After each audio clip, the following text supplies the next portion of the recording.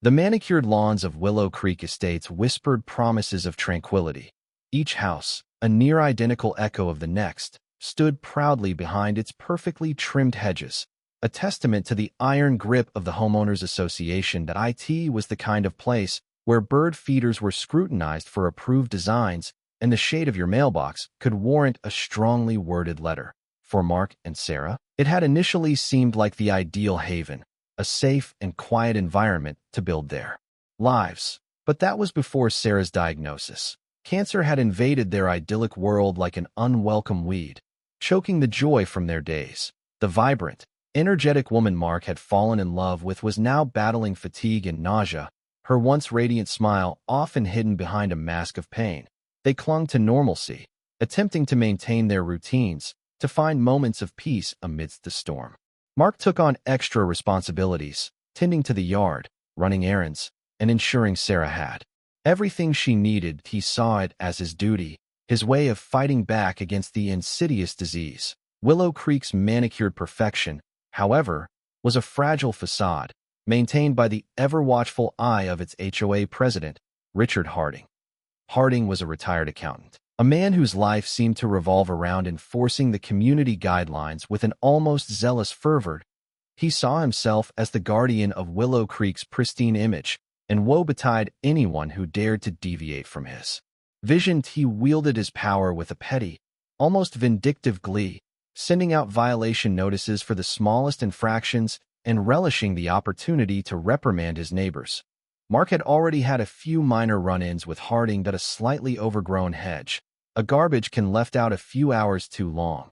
Each incident had been met with a sternly worded letter and a veiled threat of fines. Mark had brushed them off, chalking it up to Harding's personality quirks. He had bigger battles to fight, but these small conflicts were merely the opening skirmishes in a war that was about to erupt, a war that would shatter the peace of Willow Creek and expose the darkness lurking beneath its perfectly manicured surface. Neither Mark nor Sarah could have imagined the depths of Harding's cruelty, nor the explosive confrontation that was brewing, a confrontation that would change their lives forever. The calm before the storm was about to break, and the first cracks were already appearing in Willow Creek's pristine facade. The air was thick with unspoken tension, a sense of foreboding that hung heavy over the seemingly perfect community. Richard Harding, the self-appointed guardian of Willow Creek's aesthetic purity, was a man sculpted by routine and fueled by control. His days were a meticulously planned sequence of activities, each designed to reinforce his position as the community's de facto authority. He rose at precisely 6 a.m., performed his calisthenics with military precision, and consumed a breakfast of unsweetened oatmeal and black coffee, a testament to his austere lifestyle. His mornings were then dedicated to patrolling the neighborhood, his gaze sharp and unforgiving. Cataloging any deviations from the HOA guidelines, he saw himself as a bulwark against the creeping tide of suburban decay, a lone warrior fighting to preserve the values of order and conformity in his mind. The HOA rules weren't mere suggestions. They were the bedrock of a civilized society. He genuinely believed that enforcing these rules, no matter how trivial they seemed, was his sacred duty. He derived a perverse satisfaction from issuing violation notices, seeing each one as a small victory in his ongoing battle against chaos. Harding's obsession with control stemmed from a deep-seated insecurity. He had spent his life working diligently, climbing the corporate ladder in the accounting firm, only to be passed over for promotion time and time again. He retired feeling unappreciated and undervalued, his ambition thwarted. The HOA presidency was his second chance, an opportunity to finally exert authority and command respect in Willow Creek. He wasn't just another retiree. He was the ruler, the arbiter of taste, the enforcer of the rules. His interactions with residents were often strained, marked by a condescending tone and a thinly veiled contempt for those who didn't share his unwavering commitment to conformity. He viewed his neighbors as children in need of constant supervision, incapable of maintaining their properties without his guidance. He took particular umbrage at any perceived challenge to his authority, reacting with disproportionate anger and a determination to assert his dominance. He was a master of passive-aggressive tactics, using the HOA rules as weapons to punish those who crossed him. He delighted in finding loopholes and exploiting ambiguities to his advantage. He cultivated a network of informants within the community, relying on gossip and petty complaints to maintain his grip on power. He fostered an atmosphere of fear and suspicion, turning neighbor against neighbor. Harding's carefully constructed world was about to be challenged. He had underestimated Mark and Sarah, seeing them as just another compliant couple in Willow Creek. He didn't realize the depth of their resilience, the strength of their love, or the fury that would be unleashed when he crossed the line. He was about to learn that even the most meticulously planned defenses can crumble in the face of human emotion, and that the pursuit of control can lead to devastating consequences. The stage was set for a clash of wills, a battle between order and chaos, between a man obsessed with power and a couple fighting for their lives. The fateful day began like any other in Willow Creek. The sun rose, casting long shadows across the perfectly manicured lawns, and Richard Harding embarked on his morning patrol. As he rounded the corner on a Maple Drive, his eyes immediately locked onto a perceived infraction at the Miller residence. The garbage cans, still sitting at the curb well past the designated collection time, were a blatant violation of Rule 3.2b. Subsection Alpha. A vein throbbed in Harding's temple. He marched purposefully towards the Miller house, his pace quickening with each step. He spotted Sarah tending to her rose bushes in the front garden, her movements slow and deliberate. The chemo had taken its toll, leaving her weak and vulnerable. Harding, however, saw only a rule breaker. "Mrs. Miller," he barked, his voice sharp and accusatory. Sarah looked up, startled. "Your garbage cans are in violation of HOA Regulation 3.2b. They should have been returned to their designated storage area by 9 a.m. Sarah sighed, a wave of fatigue washing over her. "Mr. Harding, I apologize that I wasn't feeling well this morning and simply forgot that I'll take care of it right away." Harding remained unmoved. "Ignorance of the rules is no excuse, Mrs. Miller. This is a repeat offense. I've already issued you a warning about this previously." He was referring to an incident weeks ago when Mark had been delayed at the hospital with Sarah and hadn't been able to bring the cans in on time. Sarah's patience began to fray. "Mr. Harding, with all due respect, I'm dealing with a lot right now. A little understanding would be appreciated." She gestured weakly to her head, a silent acknowledgement of her ongoing battle with cancer. Harding's face hardened. He had little sympathy for weakness or excuses. "The rules apply to everyone, Mrs. Miller, regardless of their personal circumstances. If I made exceptions for every resident with a sob story, Willow Creek would descend into chaos." The exchange escalated quickly. Sarah, already emotionally and physically drained, found herself struggling to maintain her composure. Harding, fueled by his unwavering belief in the sanctity of the HOA regulations, refused to back down. He continued to lecture her, his voice rising in volume, his words laced with condescension and judgment. "You people think you can just do whatever you want," he sneered, his eyes narrowing. "But this is Willow Creek, and we have standards. You need to respect the rules and the community." Sarah, her voice trembling with anger and frustration, finally snapped. "Respect goes both ways, Mr. Harding. You seem to have forgotten that." The air crackled with tension, the seemingly trivial dispute escalating into a personal and deeply hurtful confrontation. Little did either of them know, this was only the beginning. The words hung in the air, thick with unspoken resentment. Sarah, her body trembling with a mixture of anger and exhaustion, turned to walk back towards the house, hoping to end the increasingly volatile exchange. "I'm not feeling well, Mr. Harding. I don't have the energy for this." Harding, however, was not finished. He saw Sarah's retreat as a sign of defiance, a challenge to his authority. He stepped closer, blocking her path. "Don't you walk away from me, Mrs. Miller. I'm not done speaking." Sarah stopped, her eyes flashing with defiance. "And I'm not interested in hearing any more of your lectures. I'll take care of the garbage cans when I can." "You'll take care of them now," Harding insisted, his voice rising to a near shout. "This isn't optional, Mrs. Miller. This is a requirement." A neighbor, Mrs. Henderson, who lived across the street, had been tending to her own garden and overheard the escalating argument. She paused, her brow furrowed with concern, and watched the scene unfold with growing unease. She knew about Sarah's illness, and had always found Harding to be an overbearing and unpleasant man. The tension reached a fever pitch. Sarah, pushed to her breaking point, stood her ground. "Get out of my way, Mr. Harding," she said, her voice low and dangerous. Harding, his face contorted with rage, leaned in close, his eyes filled with a venomous hatred. "You think you're special, don't you? You think your little sob story gives you the right to ignore the rules." And then, in a moment of shocking, unprovoked aggression, he spat. The spittle landed on Sarah's cheek, a disgusting, humiliating act that seemed to freeze time. Sarah stood motionless, her eyes wide with disbelief and disgust. Mrs. Henderson gasped, her hand flying to her mouth in horror. The silence that followed was deafening. Harding seemed to realize the enormity of what he had done, his face paling slightly. But instead of apologizing, instead of showing any remorse, he simply turned and walked away, leaving Sarah standing in her garden, humiliated, violated, and utterly alone. Mrs. Henderson rushed across the street to Sarah's side, her face etched with concern. "Sarah, are you all right?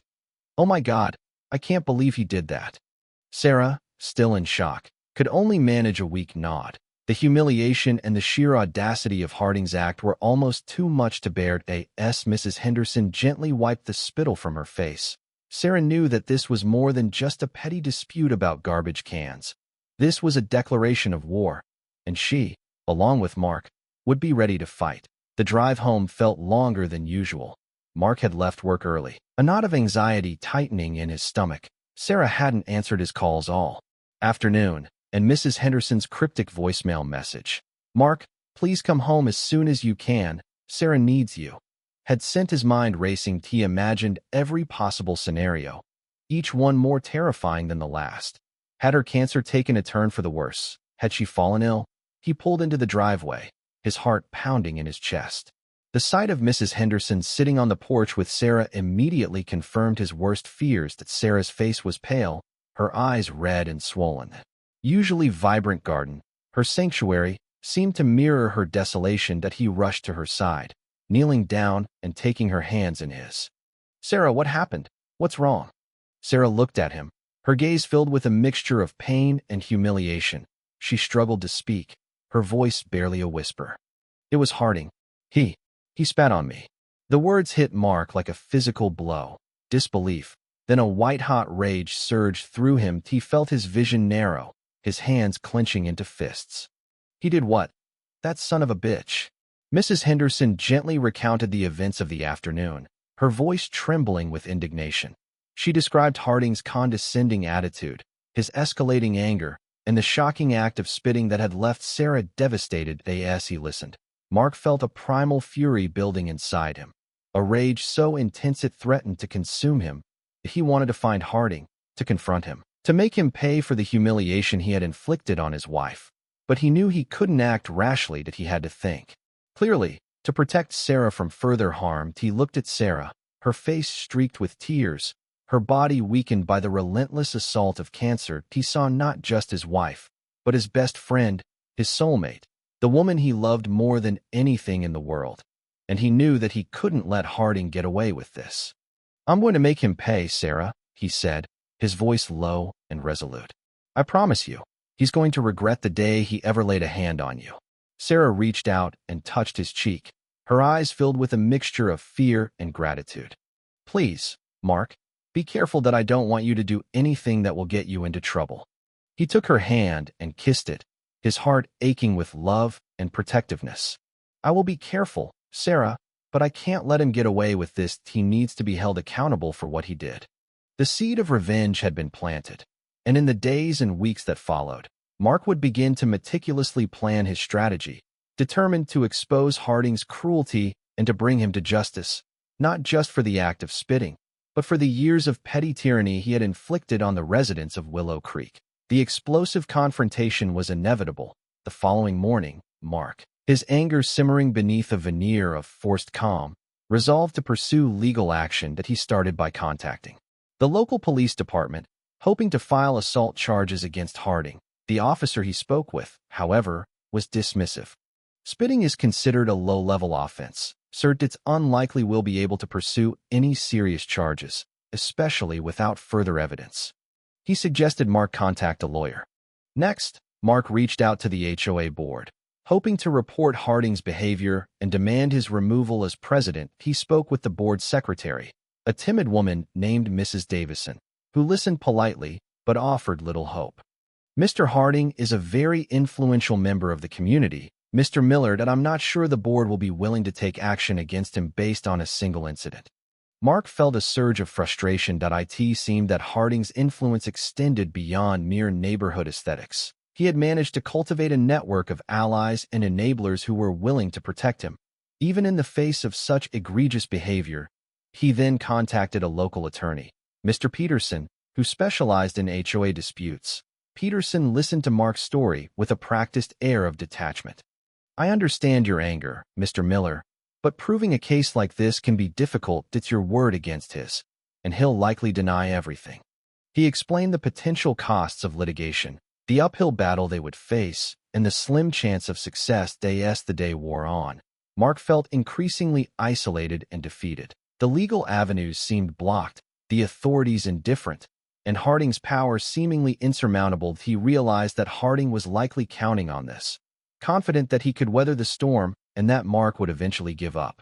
Meanwhile, Harding had begun his own campaign of damage control. He subtly spread rumors throughout the community, painting Sarah as an unstable and emotionally fragile woman, prone to exaggeration and irrational behavior. He implied that her cancer treatment had affected her judgment and that her accusations against him were simply the product of her illness.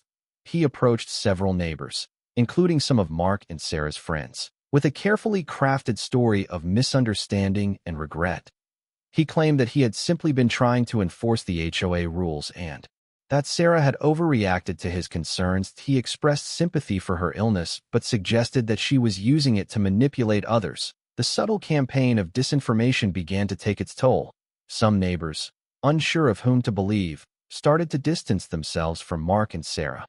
Others openly questioned Sarah's version of events, whispering behind their backs and casting suspicious glances their way. Mark watched in dismay as his community, his haven, turned against him and his wife. He felt a renewed surge of anger, but this time it was tempered with a cold, steely determination. That he realized that he couldn't rely on the legal system or the HOA board to bring Harding to justice. He would have to take matters into his own hands. Sleep became a luxury for Mark. The nights were filled with restless tossing and turning, haunted by images of Harding's hateful face and the humiliation Sarah had endured. The initial impulse for violent retribution had subsided, replaced by a cold, calculating determination. He knew that a physical confrontation would only play into Harding's narrative, further discrediting Sarah and potentially landing Mark in jail. That he needed a plan, a strategy that would expose Harding's true character and hold him accountable for his actions without resorting to violence. He spent hours researching HOA regulations, poring over legal documents, and studying Harding's past behavior. He wanted to understand Harding's weaknesses, his vulnerabilities, and the levers of power he controlled within the community. That he started keeping a detailed journal, documenting every interaction he had with Harding and the HOA.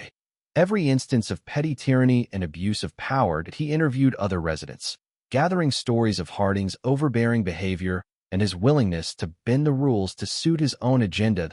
He discovered a pattern of favoritism, selective enforcement, and outright intimidation.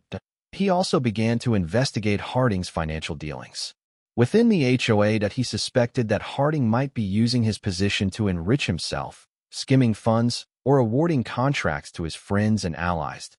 He spent countless hours analyzing HOA financial statements, looking for discrepancies and irregularities. As he delved deeper, Mark uncovered a web of corruption and deceit that extended far beyond a simple dispute about garbage cans. That he discovered that Harding had been systematically violating HOA regulations for years, using his power to control every aspect of life in Willow Creek. He found evidence of unauthorized spending, inflated invoices, and conflicts of interest. He learned that Harding had been using HOA funds to pay for personal expenses, including lavish vacations and expensive home improvements. He also discovered that Harding had been awarding landscaping contracts to a company owned by his brother-in-law, charging exorbitant fees and pocketing the difference. The more Mark uncovered, The more determined he became to expose Harding's crimes, he knew that he was taking a risk, that Harding would likely retaliate with all the power at his disposal. But he also knew that he couldn't stand by and let Harding continue to abuse his position and to terrorize the residents of Willow Creek. He began to formulate a plan to present his evidence to the community, to expose Harding's corruption and to demand his removal from office. He knew that he would need to gather support from other residents. To convince them that Harding's reign of terror had to end, he started reaching out to his neighbors, sharing his findings and asking for their help. He was surprised to find that many residents were already aware of Harding's questionable behavior and were eager to see him brought to justice. The seeds of rebellion had been sown. As Mark solidified his plan, he realized he couldn't do it alone, that he needed allies, people he could trust to stand by him and support him when the inevitable backlash from Harding arrived. He already had Mrs. Henderson, whose eyewitness account of the spitting incident was invaluable. She was more than willing to testify against Harding and to help Mark gather support from other neighbors. Another key ally emerged in the form of David Thompson, a relatively new member of the HOA board. David was an architect by trade, a man of integrity and fairness, who had become increasingly disillusioned with Harding's leadership. He had witnessed Harding's petty tyranny firsthand and had grown weary of his constant attempts to manipulate and control the board. David had initially joined the HOA board hoping to contribute his expertise to the community, but he quickly realized that Harding was more interested in consolidating his own power than in serving the best interests of the residents. He had repeatedly clashed with Harding over various issues, but his attempts to challenge Harding's authority had been met with resistance and intimidation. When Mark approached David with his evidence of Harding's corruption, David was initially hesitant. He knew that taking on Harding would be a risky move, one that could jeopardize his position on the board and potentially expose him to legal repercussions. But as Mark laid out the evidence, David's sense of justice began to outweigh his fear. He realized that he couldn't stand by and let Harding continue to abuse his power. That he agreed to help Mark, offering his expertise in navigating the HOA bureaucracy and providing him with access to confidential documents. Together, Mark, Mrs. Henderson, and David formed a small but determined resistance group. They met secretly in Mark's garage, poring over documents, strategizing their next moves, and bolstering each other's resolve. They knew that they were facing a formidable opponent, but they were united in their determination to bring Harding to justice. As the days passed, Mark's plan began to take shape. He decided to present his evidence at the next HOA meeting, which was scheduled to take place in 2 weeks. That he knew that this would be a risky move, but he also believed that it was the only way to reach the entire community and to expose Harding's corruption to the widest possible audience. He carefully crafted a presentation, compiling all of his evidence into a clear and concise format. He prepared witness statements from other residents who had been victimized by Harding's behavior. He even consulted with a lawyer who advised him on how to present his case in a way that would minimize his legal risks. The atmosphere in Willow Creek became increasingly tense as the date of the HOA meeting approached. Rumors began to circulate about Mark's investigation and his plan to challenge Harding's authority. Residents whispered behind their backs, taking sides and bracing themselves for the inevitable confrontation. The stage was set for an explosive showdown, a battle for the soul of Willow Creek. The community center was packed. Every seat was filled, and people were standing along the walls, their faces a mixture of curiosity, apprehension, and anticipation. The air was thick with tension, a palpable sense that something momentous was about to unfold. Harding sat at the head of the table, flanked by the other members of the HOA board. He wore a smug expression, confident that he could control the meeting and quash any dissent. That he glanced around the room, his eyes scanning the crowd, searching for any sign of weakness or opposition. Mark stood at the back of the room, his heart pounding in his chest. He clutched a folder containing his evidence, his hands slightly trembling. He looked at Sarah, who was sitting in the front row, her face pale but determined. She gave him a reassuring smile, a silent message of support. The meeting began with the usual formalities, the approval of the minutes, the treasurer's report, and a discussion of upcoming landscaping projects. Harding presided over the meeting with his usual air of authority, droning on about the importance of maintaining property values and adhering to the HOA guidelines. but the atmosphere shifted perceptibly. When it came time for the open forum portion of the meeting, Harding called on Mark, his voice laced with a hint of condescension. "Mr. Miller, I understand you have something you'd like to share with the community." Mark stepped forward, his gaze fixed on Harding. He took a deep breath and began to speak, his voice clear and steady. "Yes, Mr. Harding, I do that. I have some serious concerns about the way this HOA is being run, and I have evidence to support those concerns." He then launched into his presentation, methodically laying out his evidence of Harding's corruption and abuse of power. He presented financial statements showing unauthorized spending, inflated invoices, and conflicts of interest. He played audio recordings of Harding making disparaging remarks about other residents. He called on Mrs. Henderson to testify about the spitting incident, her voice trembling with emotion as she recounted the details of that horrific afternoon. As Mark presented his evidence, the atmosphere in the room grew increasingly charged. Residents gasped, whispered to each other, and stared at Harding with disbelief and outrage. Some shook their heads in disgust, while others openly applauded Mark's courage. Harding, his face turning red with anger, tried to interrupt Mark, but Mark refused to be silenced. He continued to present his evidence, his voice growing stronger with each passing minute.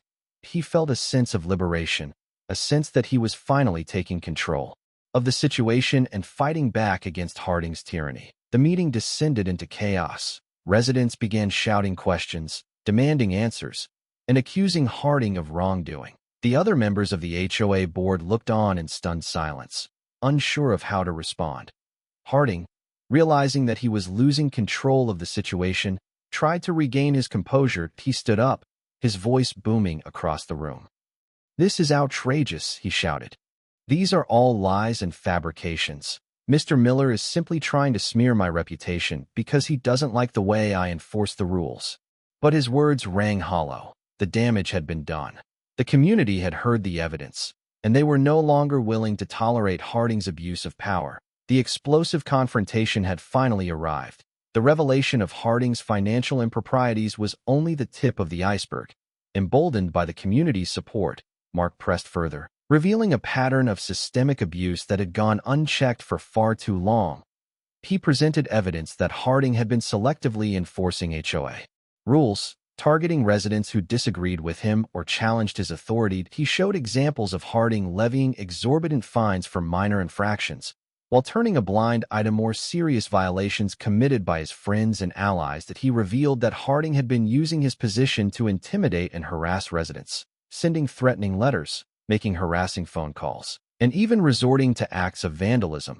He played audio recordings of Harding making demeaning and discriminatory remarks about residents based on their race, religion, and sexual orientation. One recording, in particular, sent a shockwave through the room. It was a conversation between Harding and another HOA board member, discussing a plan to evict a disabled veteran from his home for failing to maintain his lawn.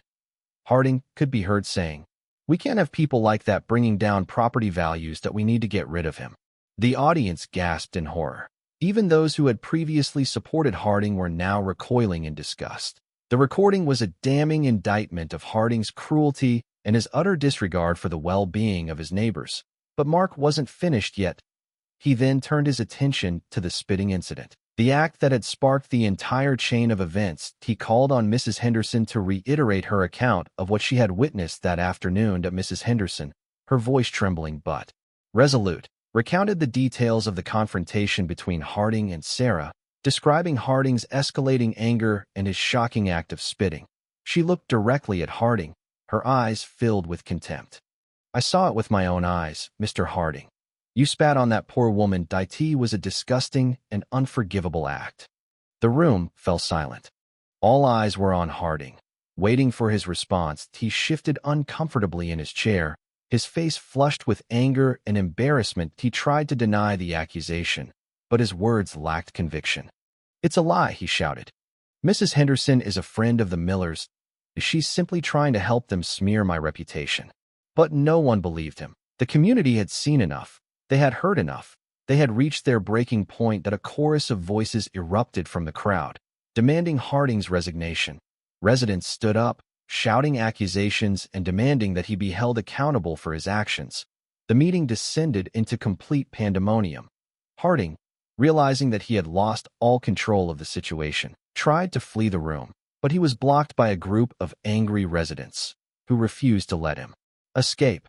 The explosive confrontation had reached its climax. The community had finally turned against Harding, exposing his corruption and demanding that he be brought to justice. But the battle was far from over. The fallout from the meeting would be long and complicated, and the future of Willow Creek hung in the balance.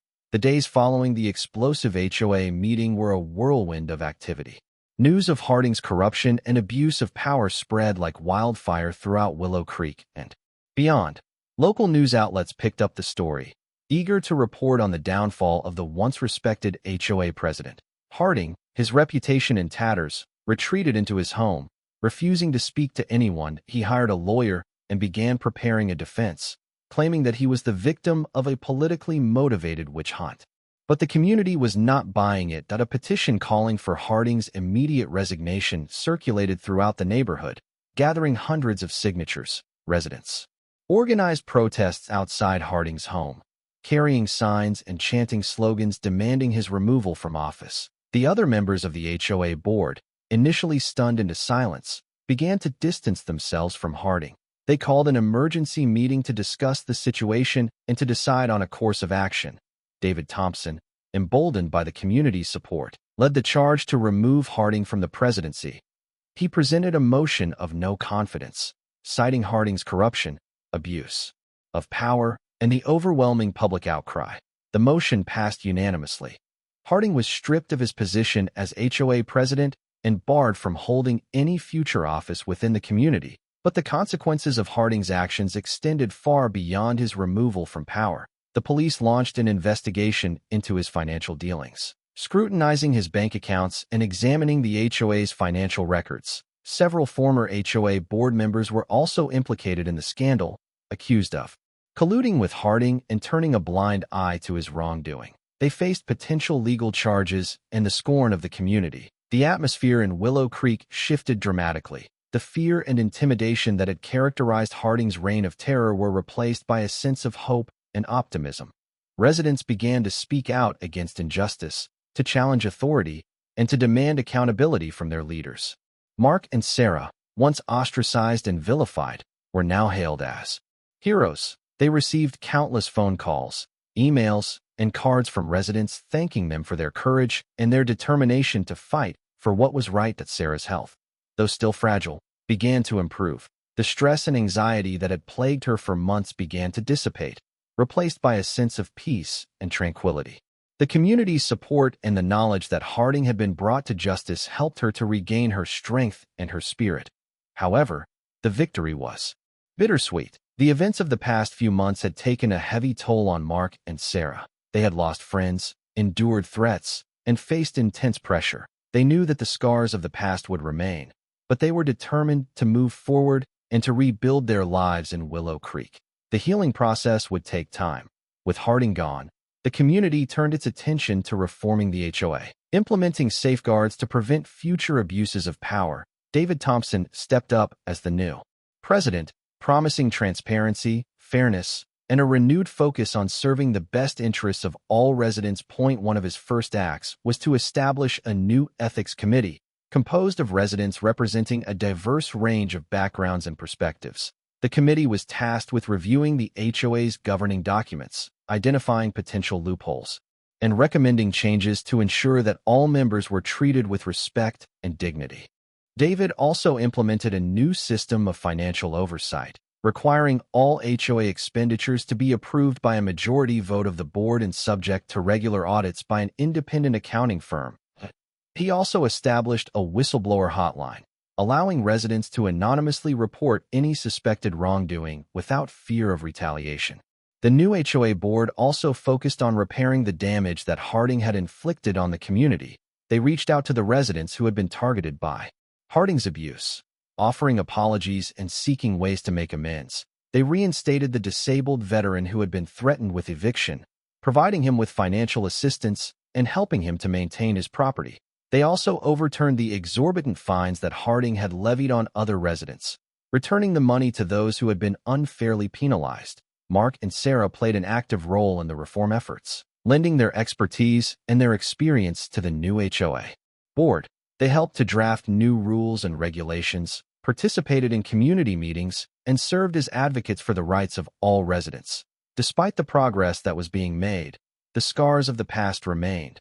The community had been deeply divided by Harding's actions, and it would take time for those wounds to heal. Some residents continued to harbor resentment and suspicion, while others struggled to forgive and forget. Mark and Sarah, in particular, found it difficult to move on. They were haunted by the memories of Harding's cruelty and the toll that the ordeal had taken on their lives. They missed the friends they had lost, and they struggled to regain the sense of peace and security that they had once enjoyed in Willow Creek. Sarah's health remained a constant concern. The stress of the past few months had weakened her immune system, making her more vulnerable to illness. She continued to undergo chemotherapy, but the treatments were becoming increasingly difficult to tolerate. Mark devoted himself to caring for Sarah, spending countless hours by her side, offering comfort and support.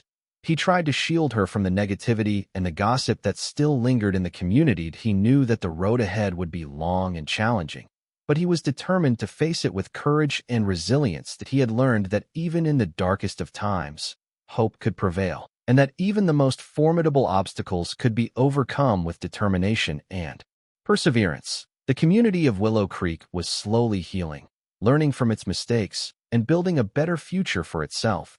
But the memory of Richard Harding and the explosive confrontation that had brought him down would forever serve as a reminder of the importance of vigilance, accountability, and the power of standing up against injustice. Despite the challenges they faced, Mark and Sarah found solace in the unwavering support of their friends and neighbors. Mrs. Henderson, in particular, became an invaluable source of strength, offering practical assistance, emotional support, and a constant reminder that they were not alone.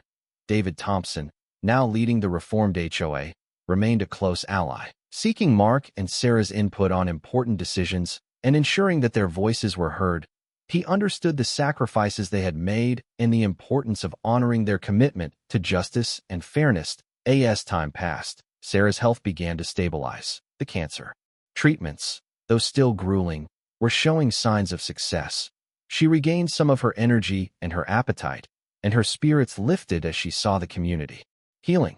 They volunteered at local charities, participated in community events, and found renewed joy in the simple pleasures of life. One sunny afternoon, Mark and Sarah were sitting in their garden, surrounded by the vibrant colors of their blooming roses. They were reminiscing about the events of the past year, reflecting on the challenges they had faced and the lessons they had learned. "It's hard to believe everything that's happened," Sarah said, her voice soft.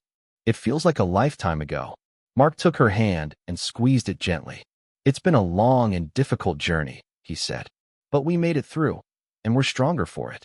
They both fell silent, contemplating the transformative power of their experiences. They had faced adversity, betrayal, and injustice, but they had also discovered the resilience of the human spirit, the importance of community, and the enduring strength of their love for each other. "I'm grateful for everything," Sarah said, breaking the silence. "Even the bad things. They've taught me so much about myself, about you, and about what really matters in life." Mark smiled, his eyes filled with love and admiration. "Me too," he said. "I wouldn't trade our experiences for anything. They've made us who we are today." They realized that the ordeal with Harding had not only strengthened their bond, but had also given them a new perspective on life. They had learned to appreciate the simple things, to cherish their relationships, and to never take anything for granted. They had also discovered a newfound sense of purpose. They were determined to use their experiences to help others, to fight for justice, and to make the world a better place. They started volunteering at a local cancer support group, sharing their story and offering encouragement to others who were battling the disease.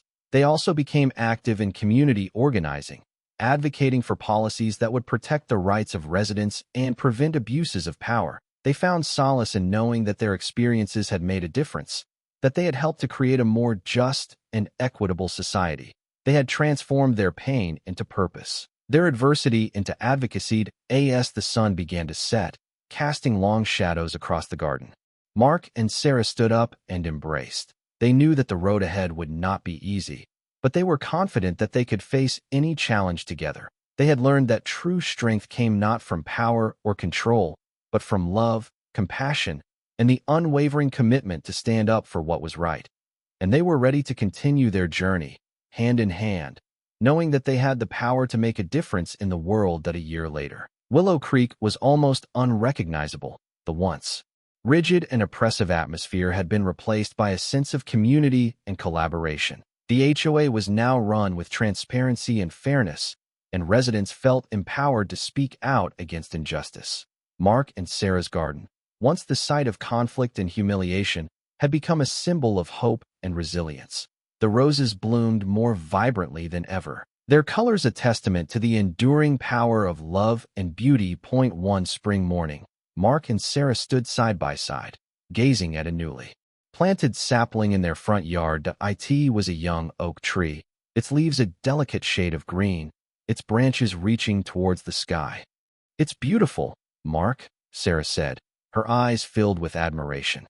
"It represents a new beginning, a fresh start." Mark nodded, his heart swelling with emotion. "It does," he said. "It represents our commitment to rebuilding our lives, to creating a more peaceful and just world." They had chosen the oak tree carefully, selecting a species known for its strength, its longevity, and its ability to withstand the elements. They wanted it to serve as a reminder of their own resilience, their ability to overcome adversity, and their unwavering commitment to each other. As they planted the tree, they reflected on the journey they had undertaken, the challenges they had faced, and the lessons they had learned. They knew that the scars of the past would always remain, but they were determined to move forward, to embrace the future with hope and optimism. They had learned that true strength came not from power or control, but from love, compassion, and the unwavering commitment to stand up for what was right.